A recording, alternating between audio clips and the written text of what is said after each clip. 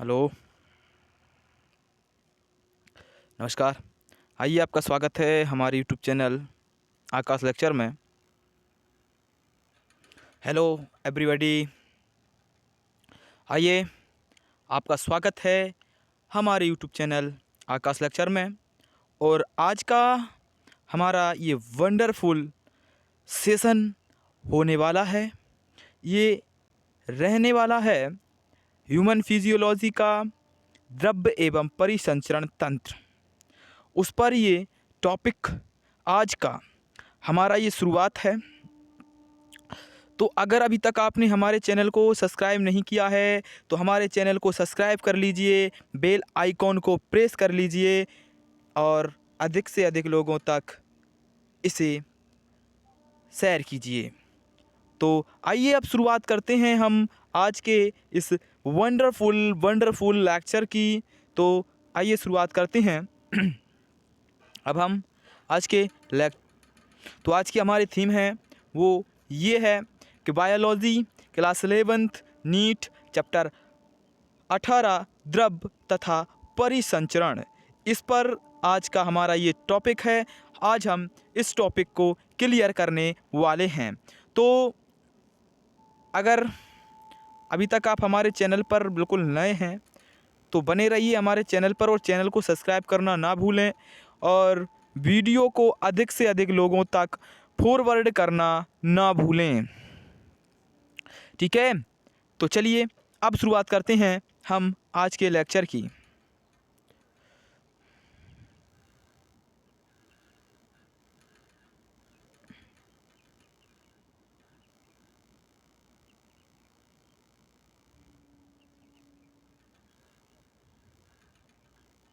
हमारा कैमरा थोड़ा सा चेंज कीजिए, आप वहाँ से कैमरे को चेंज कीजिए जी। फॉन्ट पीछे वाला, चलो ठीक हो गया आ गया है। चलिए अब शुरुआत करते हैं हम आज के इस लेक्चर की, वंडरफुल लेक्चर की। तो सबसे पहले इसमें देखना है रक्त समूह ब्लड ग्रुपिंग। हम इसमें सबसे पहले देखेंगे ब्लड ग्रुपिंग को, रक्त समूह को। किसको देखेंगे? ब्लड ग्रुपिंग यानी रक्त समूह। तो कितने प्रकार के रक्त समूह होते हैं मनुष्य में? 4, बिल्कुल 4 प्रकार के जो है रक्त समूह होते हैं मनुष्य में। ए वी ओ, ठीक है। इसके अलावा एक और फैक्टर अलग से होता है, जैसे RH फैक्टर कहते हैं, उसका रक्त समूह पर बहुत बड़ा प्रभाव पड़ता है। तो उसको भी हम आज यहाँ पर देखने वाले हैं, समझने वाले हैं। तो सबसे पहले हम शुरुआत करेंगे आज के इस वंडरफुल से लेक्चर की। शुरुआत में ही हम चलिए, तो अब सब क्लियर है? चलिए बॉय क्लियर आ रही? चलिए, जैसा कि आप जानते हैं कि मनुष्य का रक्त एक जैसा दिखाई देते हुए भी हर व्यक्ति का जो रक्त होता है वो अलग अलग होता है। रक्त का कई तरीके से समूहीकरण किया जा सकता है।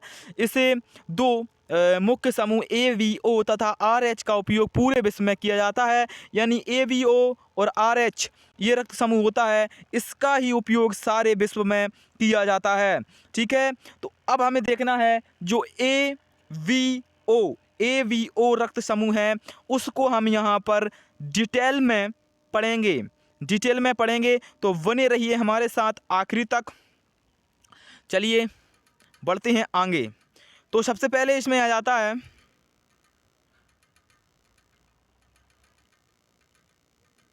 चलिए, तो सबसे पहले जो इसमें आता है वो ये है कि जो AVO रक्तीय समूह है, AVO रक्त समूह को हम पढ़ने वाले हैं अब डिटेल में। इसको हम देखने वाले हैं अब डिटेल में। तो AVO रक्त समूह को देखेंगे अब हम। तो देखिए क्या आएगा इसमें कि AVO समूह मुख्यतः लाल रुधिर कणिकाओं की सतह पर, जो उनकी सतह होती है उस पर 2 प्रतिजन होते हैं। इसमें क्या होते हैं? 2 प्रतिजन और एंटीजन की उपस्थिति या अनुपस्थिति, उसकी उपस्थिति होगी या फिर उसकी क्या होगी? अनुपस्थिति। उपस्थिति व अनुपस्थिति की उन पर ही निर्भर करती है, उसमें उपस्थित हैं, उनकी उपस्थिति है या नहीं है, उसकी उपस्थिति और अनुपस्थिति पर ही वो क्या करती है, निर्भर करती है। ठीक है, उस पर क्या करती है, वो निर्भर करती है, उसकी उपस्थिति और अनुपस्थिति पर वो क्या करती है, निर्भर करती है। ठीक है, तो उसकी उपस्थिति पर निर्भर करेगी, उसकी अनुपस्थिति पर भी वो निर्भर करती है। चलिए, ये हो गया, उसकी उपस्थिति पर निर्भर करने वाली है, उसकी अनुपस्थिति पर भी वो निर्भर करने वाली है। ठीक है, उपस्थिति पर निर्भर करेगी, अनुपस्थिति पर भी वो निर्भर करेगी। तो उसकी उपस्थिति पर निर्भर करेगी, वो अनुपस्थिति पर भी निर्भर करेगी। चलिए, ठीक है, अब उसकी उपस्थिति पर किस प्रकार से निर्भर करेगी, अनुपस्थिति पर किस प्रकार से निर्भर करेगी, वो हम देखने वाले हैं। चलिए शुरुआत करते हैं। तो चलिए, ये क्या होता है, इन पर निर्भर करती है। अब ये एंटीजन जो हैं ए और वी, एंटीजन क्या होते हैं, ए होता है, बी होता है, दो एंटीजन होते हैं, हमने शुरू में देख लिया था, ए और वी, जो प्रतिरक्षा अनुक्रिया को प्रेरित करते हैं। जो प्रतिरक्षा अनुक्रिया होती है, प्रतिरक्षा जो अनुक्रिया होती है, उसको ये क्या करते हैं, प्रेरित करते हैं। प्रतिरक्षा अनुक्रिया को क्या करते हैं भाई, ये प्रेरित करते हैं प्रतिरक्षा अनुक्रिया को। ठीक है, तो इसको प्रेरित करते हैं। इस प्रकार विभिन्न व्यक्तियों में दो प्रकार की प्राकृतिक प्रतिरक्षी यानी एंटीबॉडीज जो शरीर में प्रतिरोधी मिलते हैं। प्रतिरक्षी वे प्रोटीन पदार्थ हैं जो प्रतिजन के विरुद्ध पैदा होते हैं। प्रतिजन जो होते हैं वो शरीर में रोग पैदा करने की क्षमता रखते हैं, शरीर में रोग पैदा करते हैं। कौन, प्रतिजन। और प्रतिरक्षी उन रोगों से लड़ने की को तत्पर रहते हैं, तैयार रहते हैं, उनसे लड़ने की वो क्या करते हैं, कोशिश में तत्पर रहते हैं। ठीक है, अब अगर प्रतिरक्षियों वे प्रोटीन पदार्थ होते हैं जो प्रतिजन के विरुद्ध पैदा होती हैं। किसके विरुद्ध पैदा होती हैं, प्रतिजन के विरुद्ध जो पैदा होते हैं वह क्या होते हैं, प्रतिरक्षी होते हैं। ठीक, अब देखना है, चार रक्त समूह होते हैं, ए वी और ओ में प्रतिजन तथा प्रतिरक्षी की स्थिति को देखते हुए इस तालिका को समझने की कोशिश कीजिए। ये है तालिका, ये है तालिका। इस तालिका में देखिए आप, इस तालिका में देखिए आप, सबसे पहले यहाँ पर बताया जा रहा है, तालिका में देखिए आप, तालिका में क्या बताया जा रहा है, देखिए यहाँ लिखा है रक्त समूह। सबसे पहले देखना है, क्या देखना है हमें, रक्त समूह, रक्त समूह देखना है सबसे पहले, रक्त समूह। फिर देखना है लाल रुधिर कणिकाओं का प्रतिजन, मतलब किस रक्त समूह में कौन सा प्रतिजन होगा वो देखना है। उसके बाद देखना है प्लाज्मा में प्रतिरक्षी, मतलब प्लाज्मा में कौन सा प्रतिरक्षी है वो देखना है। फिर देखना है रक्तदाता समूह, मतलब वो किन लोगों को दान किया जा सकता है। ठीक है, ये हमको देखना है। अब देखिए आप, एक सीक्वेंस वाइज से चलेंगे। सबसे पहले देखेंगे ए, तो ए रक्त समूह में ए प्रकार का जो प्रतिजन होता है, लेकिन जो एंटीबॉडीज होता है, जो एंटीबॉडीज होता है वो कौन सा होता है, इसमें जो एंटीबॉडीज होता है वो होता है, वह होता है, इसमें कौन सा एंटीबॉडीज होता है,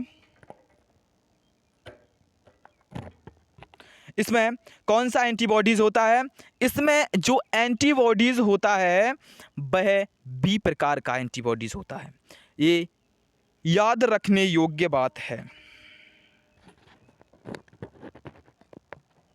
यह याद रखने योग्य बात है कि कौन से प्रतिजन में कौन सा मतलब कौन से प्रतिजन से कौन सा एंटीबॉडीज लड़ता है, कौन सा उसके विरुद्ध कार्य करता है। ठीक है, ये याद रखने योग्य बात है। तो जो रक्तदाता समूह इसका कौन सा हो जाएगा, ए वाले का हो जाएगा ए और ओ, यानी ओ हैगा वो सर्वदाता रक्त समूह होता है। इसको आप सभी जानते ही होंगे और जानते ही हैं। ठीक है, अब बी वाला जो रक्त समूह है उसमें जो प्रतिजन होगा वह बी होगा और एंटीजन ए होगा, यानी इसका एंटीजन जो होता है वह प्रतिजन का उल्टा होता है, यानी ए ये हुआ तो बी वह होगा। यदि बी प्रतिजन है तो ए एंटीजन होगा और इसका रक्त समूह जो हैगा BO। दो प्रकार का जो रक्त समूह इसमें हो सकता है, B हो सकता है, O हो सकता है। दो प्रकार के इसमें क्या हो सकता है, रक्त समूह हो सकता है। अब इसमें आ जाता है AB रक्त समूह है अगर, तो उसमें जो प्रतिजन होंगे वह A और V दोनों प्रकार के प्रतिजन इसमें पाए जाएंगे। AB होगा, VB होगा, इसमें दोनों प्रकार के क्या होंगे, प्रतिजन होंगे। AB होगा और VB दोनों प्रकार के इसमें क्या होंगे, प्रतिजन होंगे।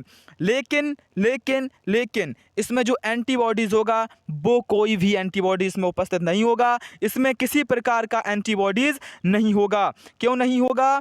जो AB रक्त समूह होता है, AB रक्त समूह होता है वो सर्वग्राही होता है। वो किसी को भी ग्रहण कर सकता है लेकिन दान नहीं कर सकते। O रक्त समूह को किसी को भी ग्रहण कर सकते हैं लेकिन उसे और उसके अलावा किसी भी रक्त समूह को उसके अंदर प्रवेश नहीं किया सकता, ये होता है। अब इसके जो रक्तदाता समूह होती हैं वो A होता है, AB होता है, A होता है और B होता है और O। इसमें सब जो क्या होता है, सर्वदाता रक्त समूह होता है। ठीक है, ओ आ जाता है। इसमें क्या होती हैं, प्रतिजन अनुपस्थित होती हैं। ठीक है, प्रतिजन क्या होती हैं, इसमें अनुपस्थित होती हैं। इसमें जो हैं प्रतिजन अनुपस्थित हैं, उस कारण से इसमें क्या आएगा, जो एंटीबॉडीज़ हैं वो A और B होती हैं और ये रक्त दाता समूह O प्रकार का ही होता है। अब इसमें देखेंगे हम क्या होंगे कि दाता एक ग्राही अदाता में रक्त समूहों का रक्त चढ़ाने से पहले सावधानी पूर्वक मिलान कर लेना चाहिए, जिससे रक्त स्कंदन एवं RBC के नष्ट होने जैसी गंभीर परेशानियां ना हों। तो दाता संयोजकता डोनर कॉम्पेटिबिलिटी तालिका में दी गई हैं। ठीक है, ये सब इसमें क्या हो गया है, दिया गया है। अब उपरोक्त तालिका से यह स्पष्ट होता है कि रक्त समूह O एक सर्वदाता है, यानी सभी को दान किया जा सकता है वाला रक्त समूह कौन सा है, सभी को दान किए जा सकने वाला रक्त समूह जो है वो O है। ये रक्त समूह किसी को भी दान किया जा सकता है, सभी को ये रक्त समूह दान किया जा सकता है। सर्वदाता रक्त समूह होता है, O रक्त समूह सर्वदाता रक्त समूह होता है। और जो सभी समूहों को रक्त प्रदान कर सकता है, ये किसी भी समूह, कोई भी समूह हो उसको रक्त प्रदान ये कर सकता है, सर्वदाता रक्त समूह होता है, किसी को भी ये रक्त दान कर सकता है।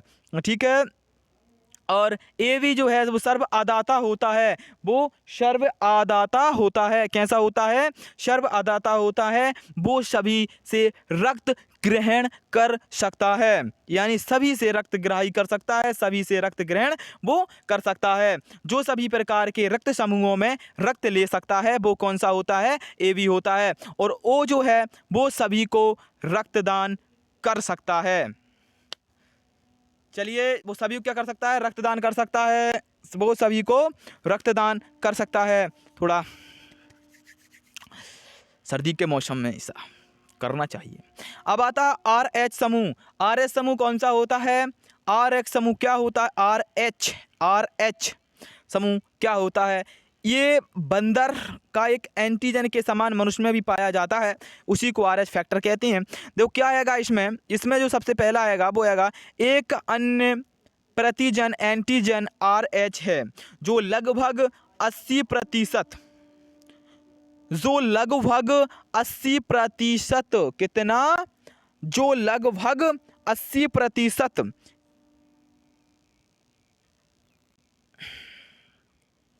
जो लगभग 80%, तो कैसा होता है, जो लगभग 80%,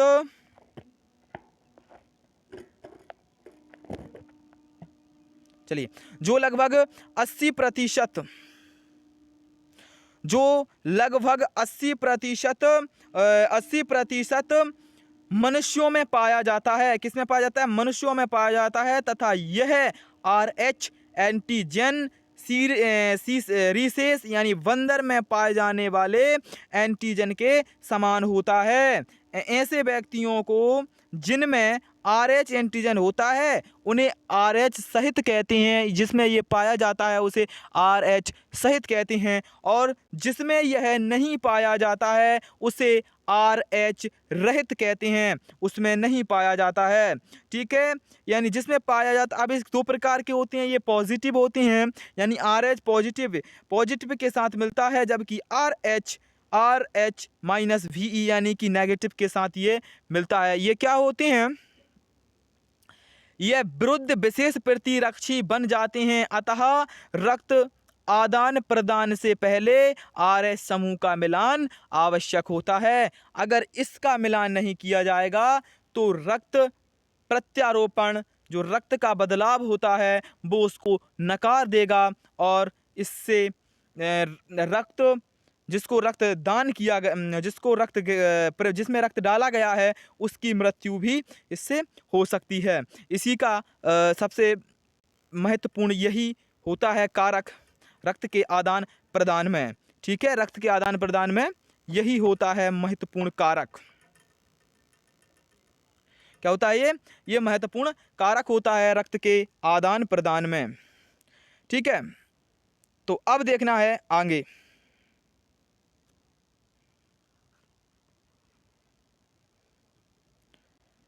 तो अब देखना है, हमें आगे देखना है। चलिए शुरुआत करते हैं आगे की। तो इसमें दिया गया है सबसे पहले हम कि जो इसके विरुद्ध में प्रतिरक्षी बन जाता है। ठीक है, अतः रक्त आदान प्रदान से पहले RH समूह को मिलान की भी आवश्यकता होती है। एक विशेष प्रकार के RH आरोग्यता को एक गर्भवती यानी RH माइनस में है, यानी नेगेटिव, RH नेगेटिव माता एवं उसके गर्भ में पल रहे भ्रूण RH पॉजिटिव के बीच पाई जाती है। अपरा द्वारा पृथक रहने के कारण भ्रूण का RH एंटीजन सगर्भता में माता बता RH माइनस प्रभाव को प्रभावित नहीं करता, लेकिन फिर भी पहले प्रसव के साथ माता के RH माइनस यानी नेगेटिव रक्त में शिशु के RH पॉजिटिव रक्त के संपर्क में आने की संभावना रहती है। ऐसी दशा में माता के रक्त में RH प्रतिरक्षी बनना प्रारंभ हो जाती हैं। यह प्रतिरोध में एंटीबॉडीज बनाना शुरू कर देती हैं। यह परिवर्ती गर्भता होती है जो रक्त से RH माइनस भ्रूण में रक्त RH माइनस में RH प्रतिरक्षी का रिसाव हो जाता है और रिसाव हो जाता है और क्या होता है, देखिए रिसाव हो जाता है और भ्रूण की लाल रुधिर कणिकाएं नष्ट हो जाती हैं। यह भ्रूण के लिए जानलेवा हो सकती हैं या उसकी रक्तलभ्यता यानी खून की कमी या पोलियो जैसी इसमें गंभीर बीमारी भी हो सकती हैं। ऐसी दशा में एरिथ्रोब्लास्टोसिस या फिलेटिस गर्भ रक्ताणु को रक्ता कहते हैं। इस स्थिति में बचने के लिए माता को प्रसव के तुरंत बाद RH प्रतिरक्षी का उपयोग कर लेना चाहिए। जो RH प्रतिरक्षी होता है उसका प्रयोग माता को कर लेना चाहिए और ये कंडीशन जो बनती है, इसमें जो रोग होता है उस रोग का नाम होता है हीमोलाइटिक। यह रोग होता है RH फैक्टर के कारण जो होने वाला रोग है। इसको आप याद रख लीजिए, अपने NCERT या नोट्स बुक में इसको कहीं भी लिख लीजिए कि RH फैक्टर के कारण जो रोग होता है उसे कहते हैं हीमोलाइटिक।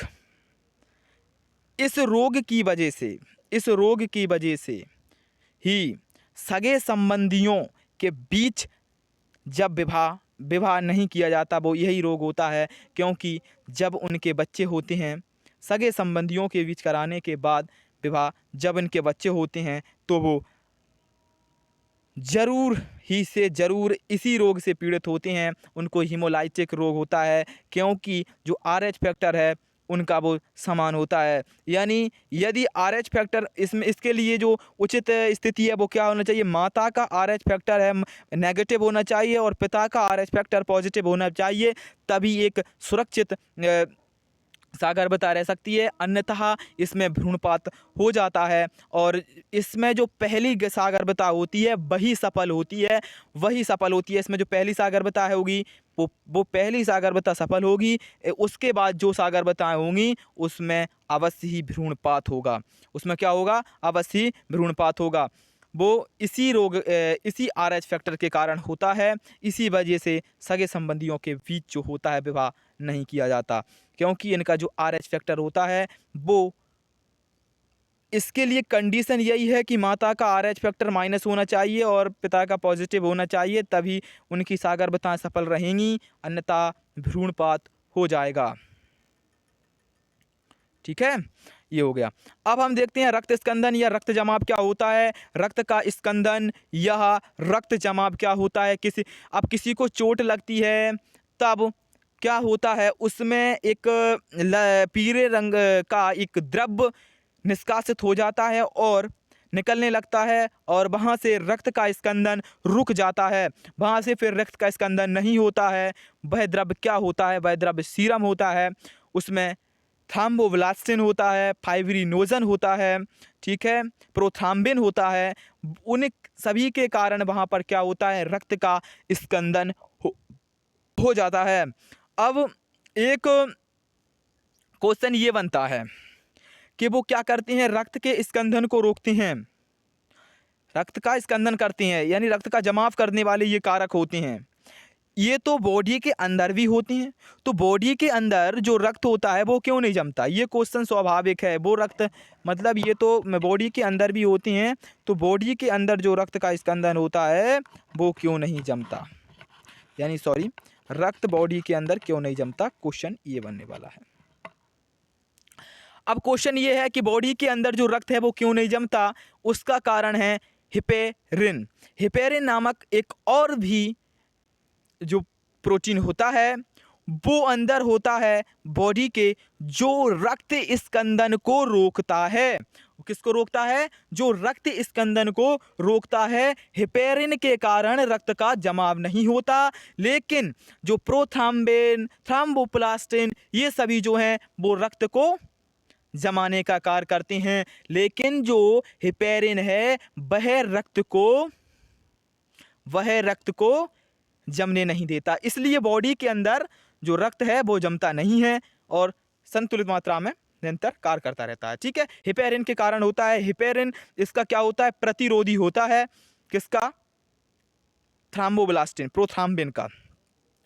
तो किसी चोट या घात की प्रक्रिया स्वरूप रक्त स्कंदन होता है। यह प्रक्रिया शरीर के बाहर अत्यधिक रक्त के बहने से रोकती है। क्या आप जानते हैं कि ऐसा क्यों होता है? आपने किसी चोट या घात या घाव पर कुछ समय बाद गहरे लाल रंग या भूरे रंग का झाग या अवश्य देखा होगा। यह रंग रक्त का स्कंदन या थक्का होता है, जो मुख्यतः फाइब्रिन, जो हमने बताया फाइब्रिन धागे के जाल के से बनता है। इस जाल में मरे तथा क्षतिग्रस्त संगठित पदार्थ भी उलझे हुए होते हैं। फाइब्रिन रक्त में प्लाज्मा की उपस्थिति एंजाइम प्रोथ्राम्बिन की सहायता से फाइब्रिनोजन से बनती है। प्रोथ्राम्बिन की संरचना प्लाज्मा में उपस्थित निष्क्रिय प्रोथ्राम्बिन से होती है। इसे के लिए प्रोथ्राम्बिनेज एंजाइम समूह में आवश्यक होता है। यह समूह रक्त प्लाज्मा में उपस्थित अनेक निष्क्रिय कारकों की सहायता के बाद एक एंजाइमी प्रक्रिया में श्रृंखला सोपानी परिक्रम से बनाता है। यह चोट या घात रक्त की उपस्थिति में प्लेटलेट्स का कोई विशेष कारक में मुक्त करने के लिए प्रेरित करती है, जिससे से स्कंदन की प्रक्रिया शुरू हो जाती है और रक्त का क्या हो जाता है, स्कंदन हो जाता है। इस तरह से जो रक्त का स्कंदन होता है। अगर रक्त का स्कंदन नहीं होगा, इसका क्या कारण होता है कि रक्त का स्कंदन क्यों होता है? अगर रक्त का स्कंदन नहीं होगा तो उस स्थिति में क्या होगा? अगर रक्त का स्कंदन नहीं होगा तब उस स्थिति में होगा ये कि शरीर से अत्यधिक मात्रा में रक्तपात हो जाएगा, रक्त बह जाएगा। इस कारण से शरीर कमजोर, दुर्बल हो जाएगा और इससे उनकी मृत्यु भी हो सकती है। अब एक और इसमें रोग होता है जिसमें छोटे से घाव में एक मनुष्य की मृत्यु हो जाती है, वो होता है हीमोफीलिया, जिससे छोटे से ग्रस्त व्यक्ति में छोटी सी चोट भी उसके लिए घातक सिद्ध होती है। क्या होती है? उसके लिए घातक सिद्ध होती है। अब हम देखते हैं लसीका ऊतक।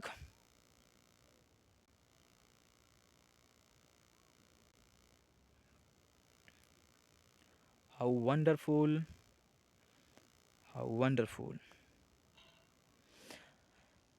अब हमको देखना है लसीका ऊतक क्या होता है। ठीक है, तो रक्त जब ऊतक